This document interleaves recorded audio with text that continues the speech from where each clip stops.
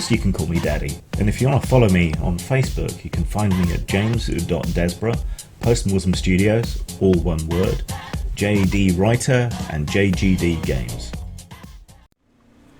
Hello lovelies. While I was running a porno D&D game last night, Russia finally decided to pull the trigger on a full-scale invasion of Ukraine. Such is the state of the modern world, I guess. That speaks to the weird situation in which we all live. I'm up at a stupid time, playing a game with people on the other side of the world when something massive and geopolitical goes off. It never stops. The situation around the Ukraine is both nuanced and simple, with a great deal of historical context and familiarity to anyone who studied 20th century history, which is pretty much all of us because it's all they ever bothered to teach in school.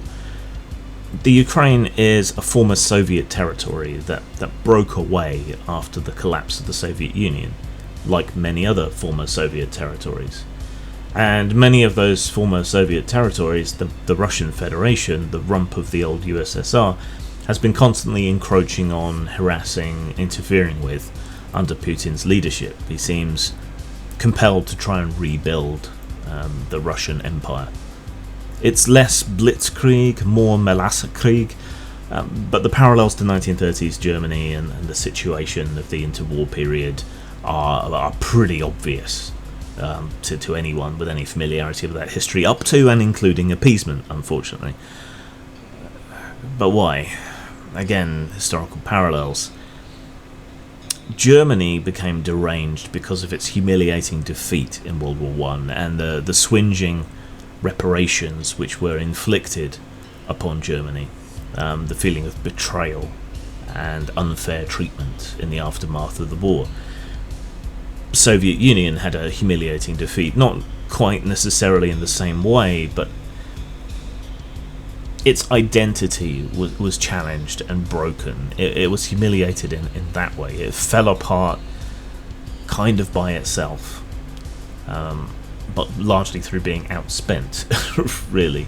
But there is still a lot of nostalgia and nationalism in Russia, if not necessarily for communism, but for Russia being a powerful international player, being on equal footing with China and the US. There are economic problems globally, but perhaps more in Russia, perhaps because of the pre-existing sanctions that are there. And there is nothing that distracts more from your internal problems than finding an external enemy. And we're all also in the aftermath of a pandemic, though aftermath is perhaps a little bit premature since we're not really out of it yet. Those are just the most striking historical parallels. Now, it's nuanced and tricky because there are separatists in Ukrainian territory, ethnic Russians who do want to break away to have their own independent state or to make common cause with the Russian Federation. Many of them do want to separate, many of them don't. Ethnicity isn't destiny or anything, and Ukrainian nationalism is also very much a thing sometimes. Indeed, often sliding into the far right. There are far right Ukrainian militias.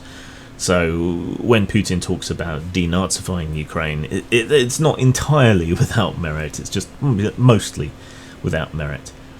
NATO expansion has been part of US-led policies of containment against Russia and China, and the policy of increasing trade internationally with China and Russia, despite the sanctions, or prior to the sanctions, is also meant to weave everyone together to the point where war becomes, if not unthinkable, less thinkable. But we can't also ignore the fact that NATO expansion is also because the territories bordering Russia or close to Russia are pretty fucking nervous about Russia, and not without reason either. Putin's belligerence makes NATO membership much more appealing. States like Finland are likely to re-engage with the thought of joining NATO now, having been historical territories of Russia themselves. This is kind of ironic in that they're being driven to join NATO by Russia's belligerence, which Russia is excusing by talking about the hostility and the encroachment of NATO, which itself isn't entirely baseless, but it's a ratcheting effect, I think. Now, the West doesn't really have the stomach for war for a lot of different reasons, at least not one that's on a remotely equal footing. I don't think much of the West really has the stomach for proper sanctions either. Why? Well, Putin and his oligarchs are really good at the great game, as Russia always has been since at least Victorian times, if not before. Brexit was backed by the Russians, and that has greatly harmed Europe and greatly harmed the United Kingdom. Russia backed Trump, even if there wasn't collusion, there was backing there, and Trump has harmed the United States and deranged its politics to the point where Republicans are terrified of an imaginary tyrant in the form of Joe Biden, but are backing or making excuses for a very real tyrant in the form of Vladimir Putin. Trump's even basically sucking him off from the sidelines.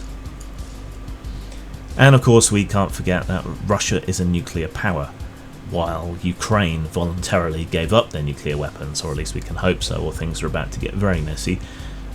Yeah, this all happened in the post-Cold War love fests when we thought there was a new world order, which is the actual meaning of that phrase, by the way, a big shift in international geopolitics.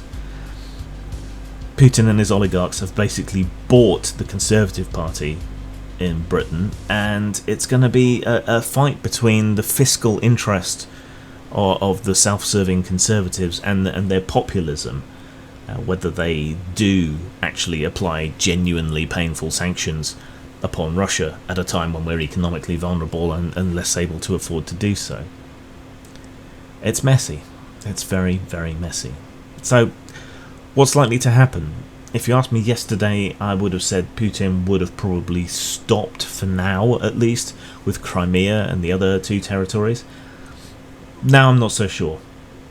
His talk, his rhetoric around wanting to demilitarize Ukraine so that it's no longer a threat and to denazify it, these suggest to me that he wants to wipe out Ukraine's capacity for self-defense and to effectively turn it into another puppet client state, much like what happened with Chechnya in the long run. And I don't see anyone stepping in to stop him, really. What seems to be a likely outcome is a short, sharp war between mismatched opponents, and then a long, bloody period of civil strife, insurgency, and terrorism. So basically the American imperialist model of the last few decades. I hope I'm wrong. Anyone giving you predictions is likely trying to sell you something. I'm not trying to sell you something. I think my predictions are probably wrong. But that's what I would suspect would happen, and if I were a betting man, that's where I would put my money on what's going to happen. What's perhaps more interesting internationally, geopolitically, in the long term is the knock-on effect of all this. It's going to be rough. It's happening at the worst time economically. Europe in particular relies on Russian gas, and we can't make up the shortfall from other sources. If we try to tackle this, if we try to deal with this by stepping up fracking and so on, that's going to set back our already overly meagre climate mitigation measures tremendously.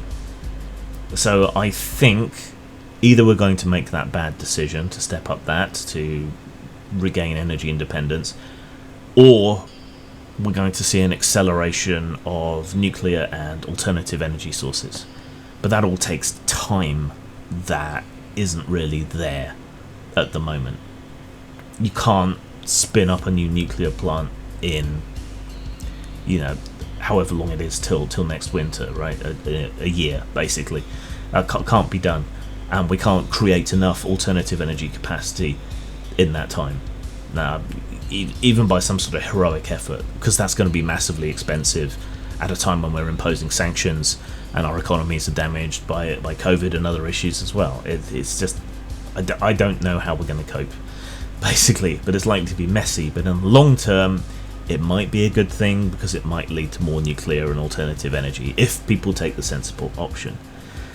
And as I said about NATO, ironically, Putin's constant belligerence to his bordering nations is likely to drive some of them into the arms of NATO, either directly or through other treaties, which in turn is going to make Putin more belligerent. It's going to kind of ratchet itself up, unfortunately. And more nations joining NATO is likely to be seen as provocation and excuse for more action within Russia. Up until now, Putin seems to have been content to nickel and dime, nibble away at the former Soviet territories. But he's starting to get on in years, entering his 70s. And a lot depends on whether he still takes the long-term view that he has in the past, and who and what his successor might be, and how cowed his subordinates are, which seems to be very, judging by the performance on television with his speeches and announcements around all this. With his former KGB standing, Putin seems kinda like a more competent Stalin, which isn't a good thing. Western policy relies on its enemies being rational actors, but this isn't always how things turn out when it comes to real politics, like Afghanistan, for example. Is Putin a rational actor? He's certainly not acting like a rational actor. That could be a front, but it seems to me that he is ideologically captured and possessed by nationalism and nostalgic imperialism. And nationalism is just as bad as religion when it comes to deranging people. And that makes things a lot more risky. It makes him more willing to push and to make irrational decisions. And that, along with Russia's status as a nuclear power, makes direct conflict intervention by other nations a near impossibility. So what we seem to have here then is a good old-fashioned Cold War style proxy war, not too dissimilar to what's happened more recently in places like Syria. It's a shit situation. My heart goes out to everyone affected. Good luck. This Twilight 2000 LARP has really gotten out of hand. Zang.